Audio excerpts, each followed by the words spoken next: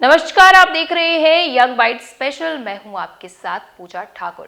तो खबरों की शुरुआत करेंगे बैसाखी के मेले से, जहां सूर्यपुत्री तवी नदी में आज लोगों ने बैसाखी के महोत्सव पर बोटिंग के साथ साथ अन्य सुविधाओं का आनंद लिया और मीडिया के समक्ष अपने अपने अनुभवों को साझा किया। तो सबसे पहले ये भी बता दें कि इस मेले में बोटिंग जो है वो लोगों को मिलेगी, उसका आनंद जो है वो उठा पाएंगे। उसके अलावा वाटर बैलून का फायदा उठा पाएंगे। उसके अलावा कई सारे कुजीन जो है वो उनको खाने की बात की जाए तो वो यहाँ पर मिलने वाले हैं।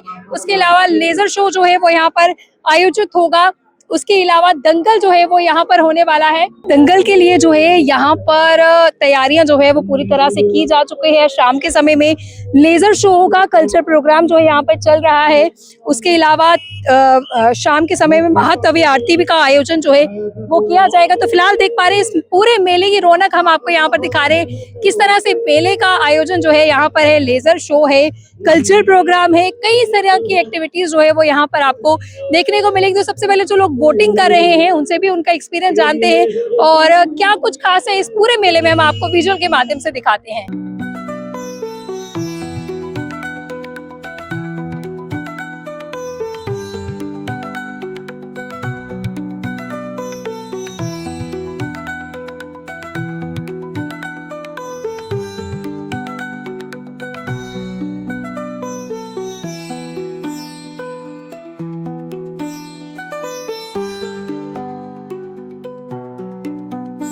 तो जो बोटिंग करके बाहर आ रहे हैं इनसे भी बातचीत करते हैं। आपका नाम? मेरा नाम रवि कुमार। कहाँ से आए आप? मैं रैपर स्टोरी से। मुझे बताओ कैसा लग रहा है आपको? बहुत अच्छा लग रहा है, बहुत अच्छा क्या फील हो रहा है। आपने यहाँ पर मजा लिया, एंजॉय किया।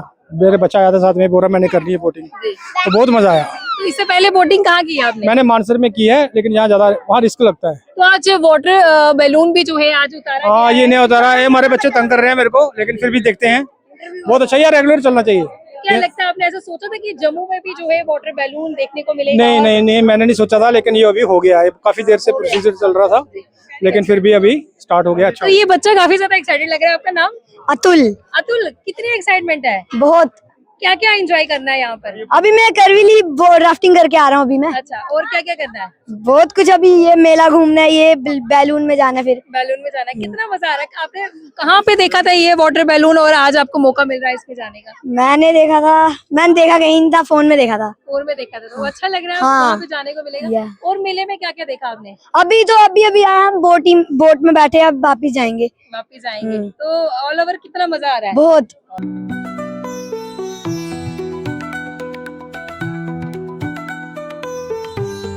तो यहाँ पर देख पा रहे हैं किस तरह से बच्चे जो है वो एंजॉय करते हुए नजर आ रहे हैं। कुछ बच्चे यहाँ पर भी मौजूद है, उनसे बातचीत करते हैं। आपका नाम? जानवी। जानवी, क्या कहेंगे, कितना अच्छा लग रहा है यहाँ पर आके? अच्छा लग रहा है, बहुत अच्छा लग रहा है। इससे पहले आपने इस तरह का एंजॉयमेंट किया है? कहीं पर गए हो आप करने के लिए? हाँ, ऐसे तो बहुत जगह गए हैं, लेकिन जम्मू में ये पहली बार यहाँ पे हुआ है तवी के पास। तो कितनी एक्साइटमेंट भी है, देखकर कैसा लग रहा है और अच्छा लग रहा है? हाँ, अच्छा लग रहा है। बोटिंग भी की है जी। अभी। तो सबसे ज्यादा मजा किसमें आया? अभी तो फिलहाल बोटिंग की है, अभी जाएंगे इसमें भी, बलून में। फिर एक्साइटमेंट कितनी है? बहुत एक्साइटमेंट है जी। तो अपने दोस्तों से क्या कहेंगे? उनको भी बोलूंगी कि यहाँ पे आओ, 3 दिन का है, उसके बाद भी शायद बोटिंग होगी यहाँ पे, तो उनको भी बोलूंगी कि आओ यहाँ पे। आपका नाम? मना गुप्ता। कहाँ से आए आप? जम्मू से ही। जम्मू से। तो कैसा लग रहा है यहाँ पर आके? बहुत मजेदार लग रहा है, अभी बोटिंग करूंगी तो बहुत मजा आएगा। इससे पहले कोई बैसाखी मेला आपने अटेंड किया है? अभी नहीं। तो यहाँ पर क्या कहेंगे, कितना अच्छा लग रहा है आके? बहुत मजा आएगा। एक्साइटमेंट सबसे ज्यादा किसकी, वाटर बैलून की है, बोटिंग की है? बोटिंग की। बोटिंग की सबसे ज्यादा। तो क्या कहेंगे आप, एंजॉय कैसे करने वाले हैं? बोटिंग से एंजॉय करेंगे। अभी लाइक मेरे छोटे कजिन की सबसे पहली बैसाखी है, तो लाइक अभी हम उसके साथ बहुत मजा करेंगे। ठीक है। आपका नाम? मेरा नाम आमिर लुथरा। कैसा लग रहा है यहाँ पर आके? यहाँ बड़ा अच्छा, लास्ट टाइम भी आई थी, मैंने बड़ा एंजॉय किया यहाँ पे। मेरा बड़ा ग्रेट एक्सपीरियंस है। तो मतलब गवर्नमेंट बड़ा अच्छा इंतजाम कर रहा है यहाँ पे। कितना इंतजार था इस दिन का? इस दिन का तो मैं काफी देर से करती हूँ, लेकिन लास्ट टाइम मैंने वोटिंग की थी इसका तो इंतजार था ही। तो अब मैं अपने बच्चों के साथ आई हूँ। एक्चुअली मेरे पोते की पहली आज ना वो है बैसाखी, और हमारा डोगरा ट्रेडिशन आपको पता है कि यहाँ पानी चखाते हैं, हम उसको भी लेके आए हुए हैं। तो लेजर शो भी है आज, दंगल भी होगा, कल्चर प्रोग्राम भी होगा, तो हर एक की कितनी एक्साइटमेंट है?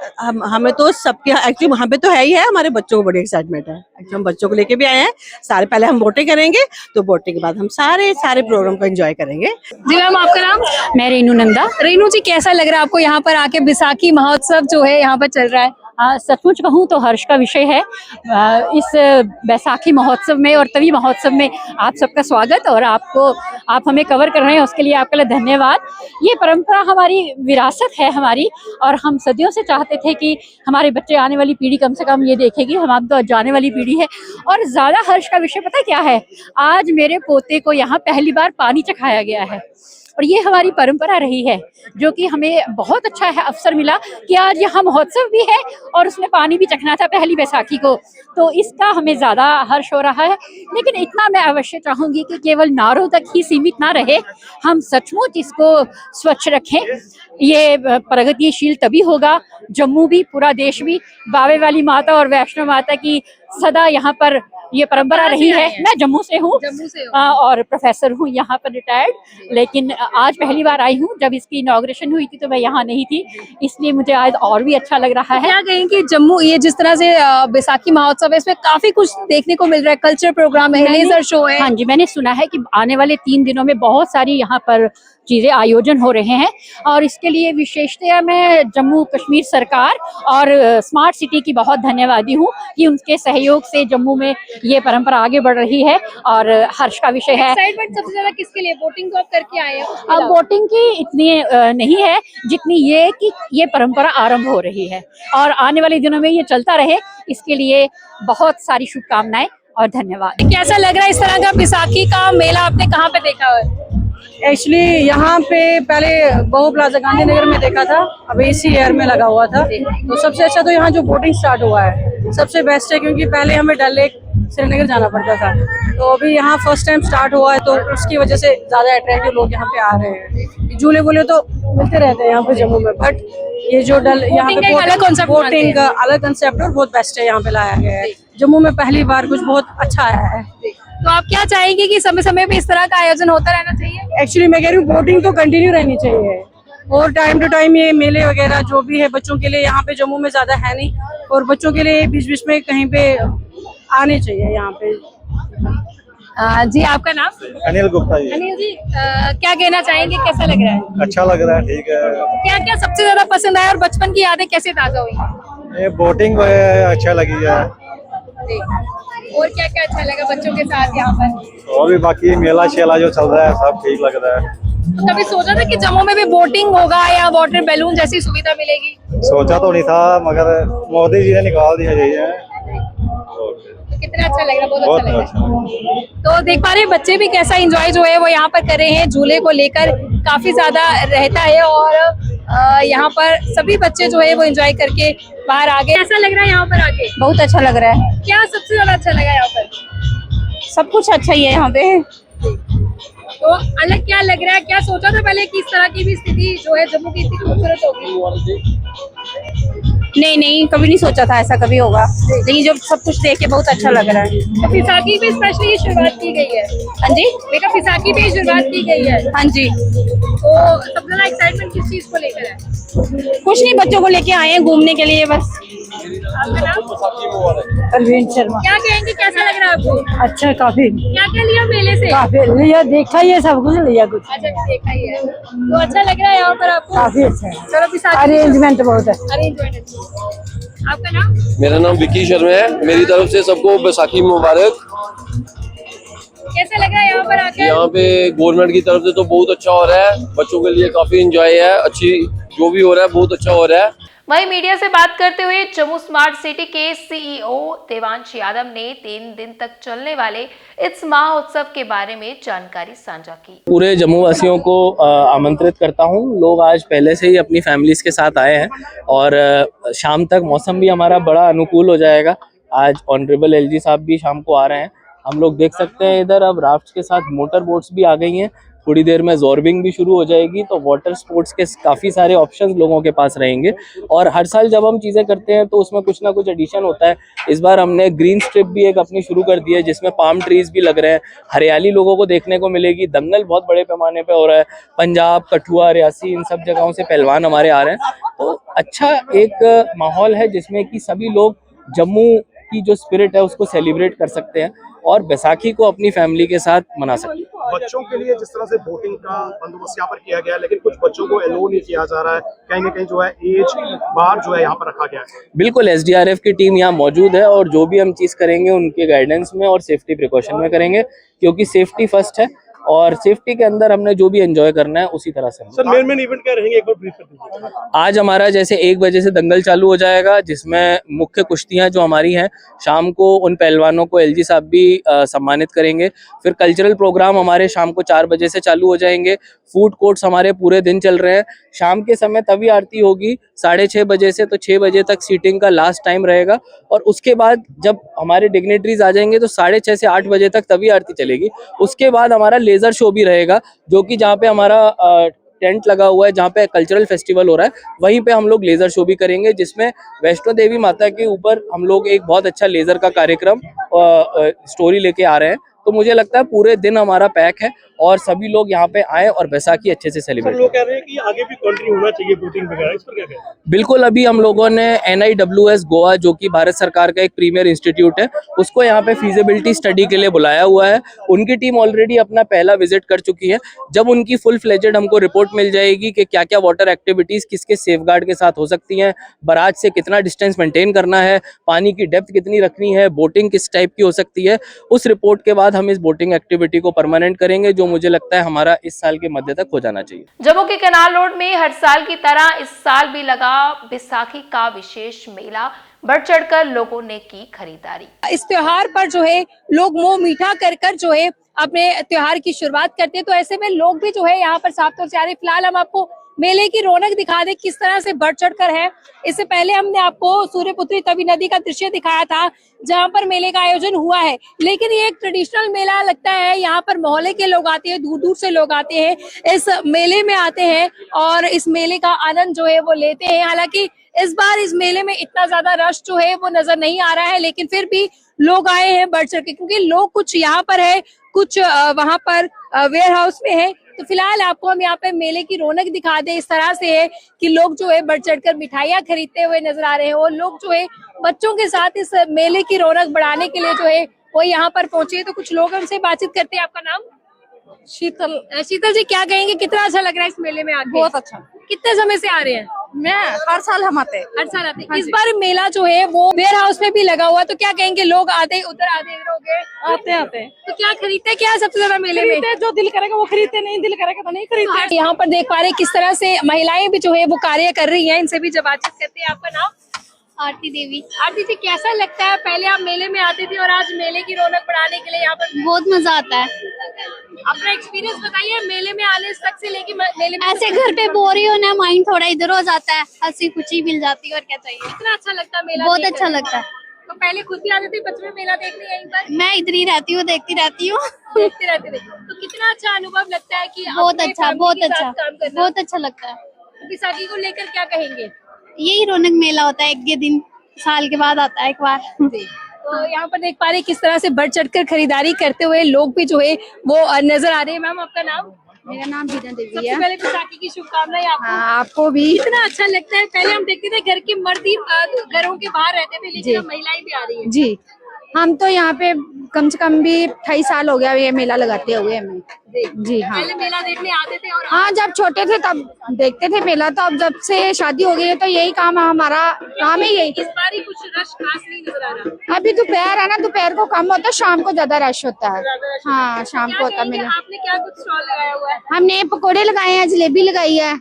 क्या कहेंगे, ये पकौड़ी और जलेबी ही त्योहार की शोभा? हाँ, शोभा बढ़ाते हैं। ये लोग ज्यादा आते हैं कि चलो जलेबी पकोड़ा ले जाते हैं। अब तो मेला लग गया, मेले में खाते हैं लोग।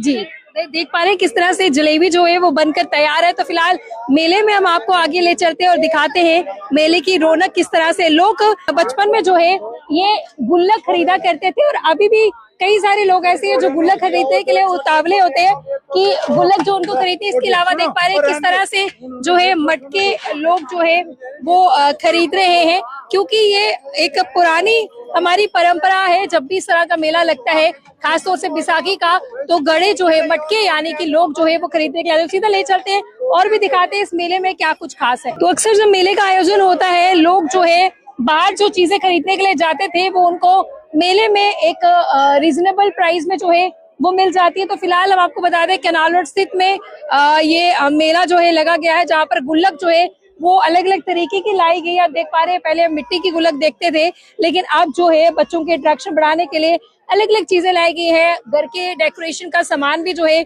वो यहाँ पर आपको साफ तौर से नजर आएगा। जो अक्सर लोग बाहर खरीदने के लिए जाते थे या मॉल्स में जाते थे, वही उनको रीजनेबल प्राइस में जो है इस मेले में देखने को मिलेगा। तो फिलहाल मेले में देख पा रहे हैं किस तरह की रौनक है और लोग जो है क्या कुछ खरीद रहे हैं, उनसे भी जानते हैं। जी आपका नाम? अमरीक सिंह ठाकुर। अमरीक जी, क्या कहना चाहेंगे, कैसा लग रहा है इस मेले में? मेरा बड़ा जबरदस्त लग रहा है, बड़ी शॉपिंग हो रही है, नई नई चीजें मार्केट में देख रहे हैं, बहुत लोगों की भीड़ भाड़ है, अच्छी अच्छी चीजें देखने को मिल रही हैं। Very nice, we are very happy that every person is enjoying here. तो बच्चों के लिए क्या कुछ खास रहता है यहाँ पर? देखो बच्चे, basically education is very tough and today is a holiday, everyone is enjoying here. Very nice, good day for everyone. क्या कुछ खरीदने की चीज यहाँ पे सबसे ज्यादा है? देखो छोटे बच्चे जो हैं उनके लिए खिलौने हैं, मिठाइयाँ हैं, बहुत सारी चीजें बन रही हैं। This is a good entertainment and it is also religious importance also. We are very happy and thankful. चलो हम भी बहुत खुश हैं आपको ऐसा देख के। ओके, तो देख रहे हैं यहाँ पर मेले की रौनक जो है वो बच्चों से ही बढ़ती है, और जो चीजें हम बाहर खरीदते हैं कुछ ज्यादा प्राइसेस पे रहते हैं, लेकिन मेले का यही फायदा रहता है कि लोग जो है सस्ती चीजें यहाँ पर खरीदते हैं और घर की डेकोरेशन भी जो है काफी अच्छे से कर पाते हैं। तो फिलहाल बच्चों के खेलने के लिए कई सारे खिलौने जो है वो यहाँ पर आपको नजर आएंगे। उसके अलावा खाने की बात की जाए तो खाने की भी कई सारी चीजें जो है वो यहाँ पर देखने को मिलती है, और लोग जो है वो दूर दूर से इस मेले में आते हैं, मेले का जो रौनक को और ज्यादा बढ़ाते हैं। तो देख पा रहे हैं किस तरह से बच्चों के खेलने के लिए काफी ज्यादा खिलौने जो है वो यहाँ पर लाए गए। उसके अलावा घरों के लिए जो चीजों की जरूरत पड़ती है वो भी यहाँ पर लाए गए हैं। कपड़ों की जरूरत पड़ती है तो कपड़े भी यहाँ पर लोग जो है वो रिजनेबल प्राइस में जो है वो खरीदते हैं। तो देख पा रहे हैं बच्चों के अट्रैक्शन बढ़ाने के लिए यहाँ पर कई तरह के खिलौने जो है लाए गए हैं। महिलाएं जो इयररिंग्स लगाती हैं या जो उनके सजने सजने की चीजें रहती हैं वो भी काफी सस्ती प्राइस में जो है वो इस मेले में जो है मिलती है। तो अगर आप भी इस मेले में आ चुके हैं, क्या कुछ आपने यहाँ पर खरीदा है, क्या कुछ आपको सबसे खास जो है नजर आया है, वो हमारे साथ जरूर शेयर कीजिएगा। तो फिलहाल लोग यहाँ पर आ रहे हैं, अभी हालांकि इतना ज्यादा रश नहीं है, लेकिन रिजनेबल प्राइस में यहाँ पे चीजें मिल रही हैं। आप यहाँ पर अगर आते हैं तो आपका किस तरह का फीडबैक रहता है और क्या कुछ अनुभव मेले का रहता है, हमारे साथ जरूर शेयर कीजिए। फायर एंड इमरजेंसी के उपलक्ष्य में जम्मू में किया गया रैली का आयोजन। यंग बाइट से बात करते हुए divisional fire officer Mohammad Jafar ने आज के दिन से जुड़ी हुई जानकारी की साझा। हमारा आज जो है डे मनाया जा रहा है फायर सर्विस डे। तो ये फायर सर्विस वीक जो है 14 अप्रैल से 20 अप्रैल तक पूरा ऑल इंडिया हर जगह हिंदुस्तान के हर कोने में मनाया जाता है। और सबसे पहले जो शुरुआत जो जैसे आपने बोला कि हमारे जो साथी लोगों की जान, लोगों के माल बचाते वक्त शहीद हुए हैं, उनको श्रद्धांजलि देते हैं हम। उसके बाद हम कोशिश करते हैं कि लोगों में जाकर लोगों को अवेयरनेस प्रोग्राम करें, हम लोगों को दिखाएं हम कि हम क्या क्या काम कर सकते हैं और आपने क्या एहतियात करनी है जिससे आप अपनी जान को बचा सकें और जिससे आगों की वारदातें बहुत कम हो जाएं। ये चीज़ अवेयरनेस प्रोग्राम हमारे बहुत ज़्यादा होंगे, इस पूरे हफ्ते में कंटिन्यू रहेंगे। तो मुझे बताइए कि आपकी टीम की बात की जाए तो हर रोज किन किन चुनौतियों का सामना जो है उनको करना पड़ता है? जी, हमें और हमारी टीम को हर दिन नई नई चैलेंजेस मिलते हैं, नए नए चैलेंजेस मिलते हैं। हर बार कुछ ना कुछ सीखने को मिलता है और हर बार कुछ ना कुछ नया काम करने को मिलता है। आप जानते हैं हमारा फायर सर्विस का fire and emergency service, fire service का काम खाली आग बुझाना नहीं है, हमें हर इमरजेंसी के लिए हमें तैयार रहना है, जो कि हम 24 घंटे होते हैं, हमारी पूरी टीम तैयार होती है। हमें अलग अलग तरीके की ट्रेनिंग्स दी जाती हैं। हमारी छोटी से कोर्स के लिए हमें Nagpur national fire service college में जाना पड़ता है, अलग अलग दिल्ली में जाना पड़ता है, उड़ीसा में जाना पड़ता है, गुजरात में जाते हैं हम, मतलब बाहरली स्टेट में। और सबसे बड़ा जो हमारा कार्यालय हुआ है नेशनल फायर सर्विस कॉलेज, जहाँ सबसे ज़्यादा हमें एडवांस टेक्नोलॉजी सिखाई जाती है, नए नए तरीके सिखाए जाते हैं लोगों को कैसे रेस्क्यू करना है, चाहे वो अर्थक्वेक है, चाहे वो आग है, चाहे वो कहीं फ्लड आया है, तो हर चीज के लिए हम पूरे फुली ट्रेंड होते हैं। जब लोगों के घरों में आग लगती है या उनके ऑफिस में आग लगती है तो सबसे पहले उस बचाव के लिए हमें किन किन सावधानियों की जरूरत जो है वो बरतनी चाहिए? देखें, सबसे पहले तो हमें जब भी कोई ऐसा इंसिडेंट हो जाता है तो उस वक्त कोशिश करनी है उन लोगों के हम अपना आप कैसे बचाएं। अगर आग फैल चुकी है, अगर छोटी आग है तो हम खुद भी बुझा सकते हैं। उसके लिए हम रोज दिन ब दिन इनको अवेयरनेस प्रोग्राम स्कूलों में, कॉलेजेस में जाके, हॉस्टल्स में जाके करते हैं ताकि लोगों को हम सिखा पाएं कि हम क्या एहतियात करें जिससे आग ना लगे, और अगर लग गई तो हम कैसे क्विकली उसको खुद बुझा सकें।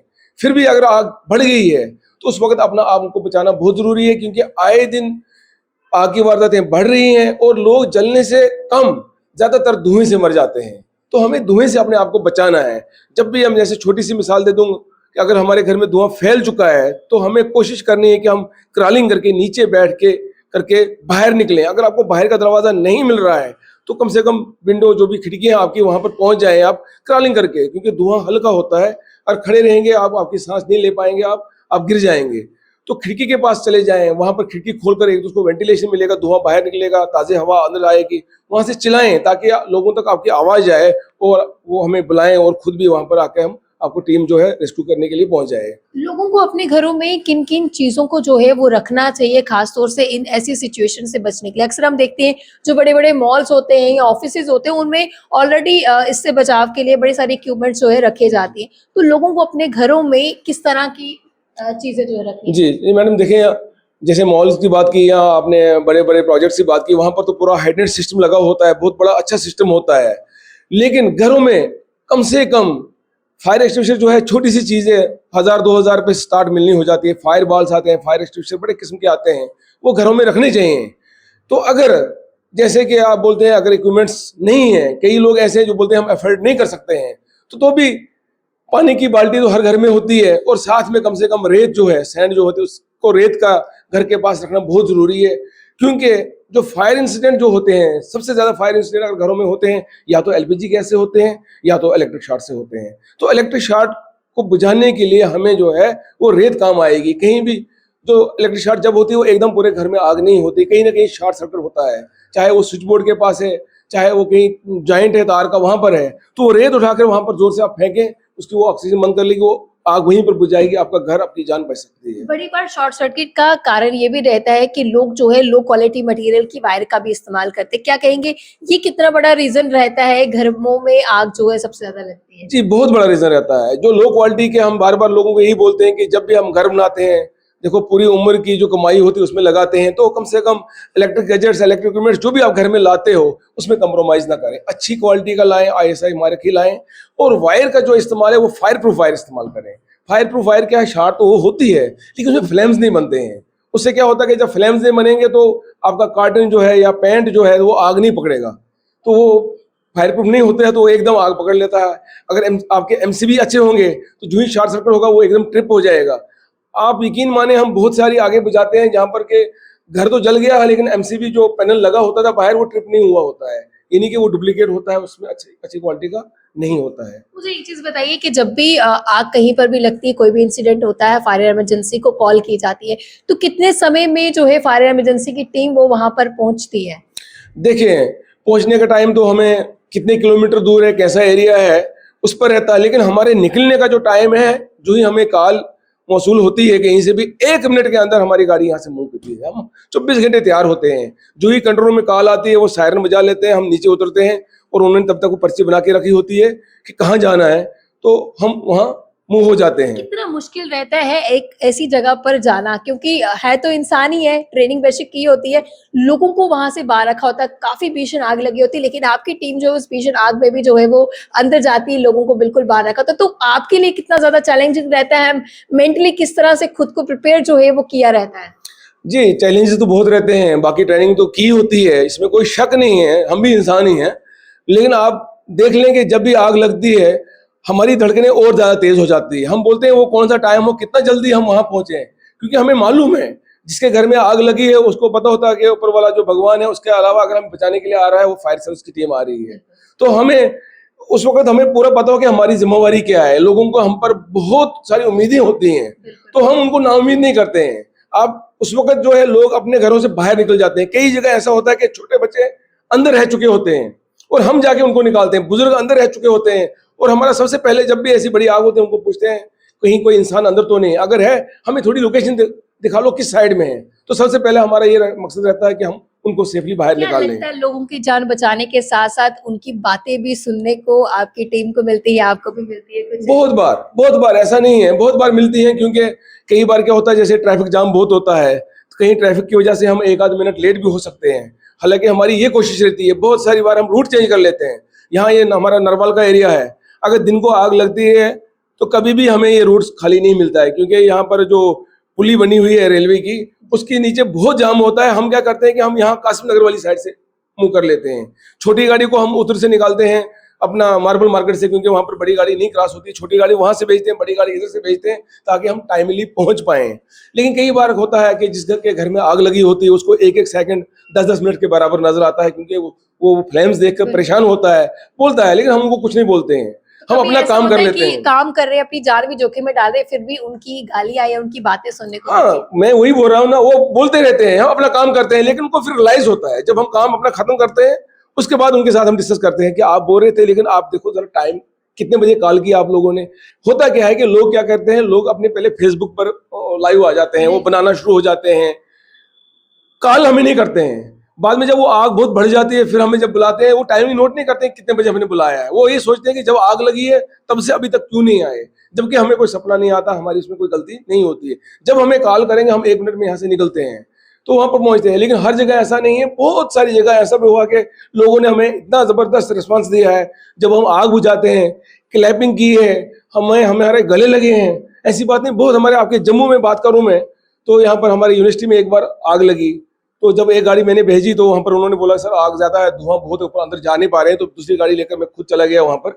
तो वहाँ पर जब हमने इनको अच्छी तरह वो आग बुझाई, हम बाहर निकले तो बहुत बड़े बड़े वहाँ पर सब प्रोफेसर वगैरह जो थे, लेक्चरर्स थे, वो सब दोनों साइड बैठकर उन्होंने हमारे तो पहले ठंडा मंगवाया, हमारी कल्क लगी हुई थी पूरी, उससे हमने फिर उनका मैंने बोला अब लाया है, इन्होंने पीना पड़ेगा। उसके बाद जब वो निकले वहाँ पर क्लैपिंग की और हमारे बहुत मतलब हौसला अफजाई की। रेलवे के पास एक बार हमारे ये आर्मरी शॉप थी उसमें आग लगी, तो बहुत इतना वो दोनों साइड से पूरी मार्केट दुकानदारों की बोला इतना अच्छा रिस्पांस, फायर सर्विस का इतना जल्दी पहुंची, हम सोच भी नहीं सकते हैं। अभी कुछ दिन पहले ऑयल टैंकर में भी जिस तरह से आग लगी थी तो आपकी टीम तुरंत पहुंची? बिल्कुल वहां पर पहुंची, जो ही हमें कॉल आई, आप यकीन मानिए कॉल आई, ये हमारे साहब वहां पर थे, अपने ड्यूटी अफसर थे, तो उन्होंने बोला कॉल आई, मैं यहीं पर बैठा तो हम बाहर निकले। पहले उन्होंने बोला कि गंद में आग है, तो मैंने बोला ये गाड़ी भेज दो। तो जब बाहर निकले उतने में दूसरी कॉल आई कि टैंकर में आग है, और हमने यहाँ से देखा कि पूरा आसमान की तरफ धुआं जा रहा है। तो हमने 3 गाड़ियां एट ए टाइम निकाली, मैं खुद भी चला गया आग पर, उसके बाद तो 6-7 गाड़ियां हमने और मंगाई, तो पूरा अच्छी तरह से काम किया, सब जानते हैं। क्या लगता है अगर समय से कॉल नहीं आई होती तो वो कितना भयानक हादसा हो सकता? बहुत बड़ा हादसा हो सकता। आप ये देखते हैं कि 30 टैंकर तो वो खाली एक जगह थे और बाहर से भी 30-40 टैंकर और लगे थे, बहुत सारी गाड़ियां थी। आरटीओ ऑफिस, आरटीओ साहब हमारे खुद यहाँ आए थे, इनके पास यहाँ के और गाड़ियां, उन्होंने बोला सारी गाड़ियां चली गई, आप टेंशन नहीं करो, हमारे सीनियर ऑफिसर वहां पर बैठे हैं, घबराओ मत, वो आग बुझा लेंगे। हमने पूरे आरटीओ ऑफिस को पूरा सेव किया, क्योंकि उसके साइड में पूरी टच दीवारों के साथ आग पहुंच गई थी। हमने बाकी टैंकर्स में वही 5-6 टैंकर्स जो इन्वॉल्व हुए थे वही हुए, बाकी सब टैंकर्स को बचाया। आप देख रहे थे कि चारों तरफ से हमने उसको ऑपरेशन किया, कहीं पानी हमने बंद नहीं होने दिया। हमारा रिले सिस्टम इतना अच्छा रहा कि गाड़ियां भर के दोबारा उसमें रिफिल करती रही, बिल्कुल भी जब तक ना पूरी आग बुझाई हमने कहीं कमी नहीं आने दी। तो ऐसा बात नहीं है। तो क्या एक मैसेज आपकी तरफ से आखिर में रहने वाला है तमाम लोगों के लिए सेफ्टी को लेकर? हम यही बोलते हैं लोग अवेयर हो जाएं, जब तक ना हम खुद अवेयर हो जाए, हर इंसान अवेयर हो जाएगा, तब तक आगे तो चलती रहेंगी। हमें अपने घरों में जैसे इलेक्ट्रिक की बात की हमने, वैसे एलपीजी गैस को हमेशा जो है रेगुलेटर से बंद करें, ताकि अगर कहीं लीकेज पाइप लीक हो उसको चेंज कर लें। हम क्या करते हैं रेगुलेटर से ऑन रखते हैं, कई बार बच्चे आके नाप को ऑन कर लेते हैं तो पूरी गैस फैल जाती है, जो बहुत बड़ा हादसा हो जाता है, जो आपकी जान भी ले सकती है जो भी लापरवाही करेगा। ऐसी लापरवाही न करें, गैस की पाइप को चेक कर लें, कहीं वो लीक तो नहीं हो रही है, उसको चेंज कर लें, रिप्लेस कर लें, रेगुलेटर को चेक कर लें टाइमली, और इलेक्ट्रिक का ध्यान रख लें, उस पर ज्यादा लोड न डालें। हम क्या करते हैं कि एक्सटेंशन एक लगा दी, उसमें क्या करते हैं कि 4-5 चीजें उसी में लगा लेते हैं, उसमें मोबाइल भी चार्ज लगा देते हैं, उसी में प्रेस भी लगा लेते हैं, उसमें फ्रिज भी होता है। तो बहरहाल हर चीज की अपनी कैपेसिटी होती है, जब लोड ज्यादा पड़ेगा वो कहीं ना कहीं से शॉर्ट हो जाएगा। बड़गाम पुलिस ने एसएसपी बड़गाम के नाम पर फर्जी व्हाट्सएप अकाउंट चलाने के मामले में समीर अली भट्ट को गिरफ्तार कर लिया है। आरोपी खुद को करीबी सहयोगी बताकर लोगों को प्रभावित करने की कोशिश कर रहा था और फर्जी चैट के स्क्रीनशॉट भी साझा करता था। इस मामले में एफआईआर नंबर 90/2026 दर्ज कर आगे की जांच जारी है। पुलिस ने लोगों से अपील की है कि ऐसे फर्जी अकाउंट से सतर्क रहे और किसी भी संदिग्ध गतिविधि की सूचना तुरंत दें। भारत रत्न डॉक्टर BR अम्बेडकर जयंती पर मंत्री सतीश शर्मा ने शेरे कश्मीर भवन में उन्हें श्रद्धांजलि दी। उन्होंने बाबा साहिब के समानता और न्याय के संदेश को याद करते हुए कहा कि उनके विचार आज भी देश को प्रेरणा देते हैं। आज के दिन आपको मैं मुबारकबाद दूंगा। हमारे इस पृथ्वी के सबसे बड़े स्कॉलर जिनके पास 33 डिग्री जो इंसानियत की मूर्ति थी, भारत रत्न हमारे बाबा साहब भीमराव अंबेडकर जी का 135वां जन्म दिवस, जिन्होंने हिंदुस्तान को एक ऐसा आइन दिया जिसका कोई मुकाबला पूरी वर्ल्ड में नहीं है। मैं कई कंट्रीज में गया, बाबा साहब की तारीफ हर जगह है, जिसको लोग कॉपी करते हैं। ड्राफ्टिंग कमेटी के चेयरमैन थे और किस तरह कितने दिनों में हमारा कॉन्स्टिट्यूशन बनाया। कुछ लोग उस कॉन्स्टिट्यूशन के साथ छेड़छाड़ कर रहे हैं। आज ज़रूरत है उनके दिखाए हुए रास्ते पे चलना और हम वो छेड़छाड़ नहीं करने देंगे।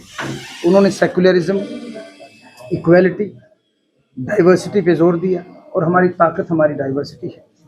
और आज ज़रूरत है, जिस तरह हम पूरे वर्ल्ड में अकेले पड़ गए हैं, आज ज़रूरत है उनके सिद्धांतों पे, उनके मूल्यों पे चलने की, ताकि जो लोग घबरा जाते हैं परेशानियों से, जितनी परेशानी उन्होंने देखी किसी ने भी नहीं देखी, हमारे लिए वो मोटिवेशन, इंस्पिरेशन, प्रेरणा स्रोत है। तो आज ज़रूरत है, जम्मू कश्मीर की खूबसूरती इसकी डाइवर्सिटी है। हर धर्म के लोग, हर जात बरादरी के लोग यहाँ प्रेम से रहते हैं। बाकी कंट्री में क्या है मैं नहीं जानता, लेकिन यहाँ पर हमारी ताकत, हमारी डाइवर्सिटी, यही शेरे कश्मीर का एक अहद था, हिंदू मुस्लिम सिख इत्तेहाद। यही हमारे कायद डॉक्टर साहब और हमारे चीफ मिनिस्टर उमर अब्दुल्ला साहब की खूबसूरती है। वो by default they are secular. Rail connectivity परियोजना को मंजूरी। वित्तीय वर्ष 2026-23 के लिए राजस्थान को रेलवे परियोजनाओं के लिए 10,228 करोड़ रुपए का बजट आवंटित किया गया है। इसके अलावा राज्य में करीब 90,659 करोड़ रुपए की कई परियोजना पहले से ही प्रगति पर है। तो आज की यंग बाइट स्पेशल बुलेटिन में इतना ही। फिर मिलेंगे इसी समय। मुझे दीजिए इजाजत। नमस्कार।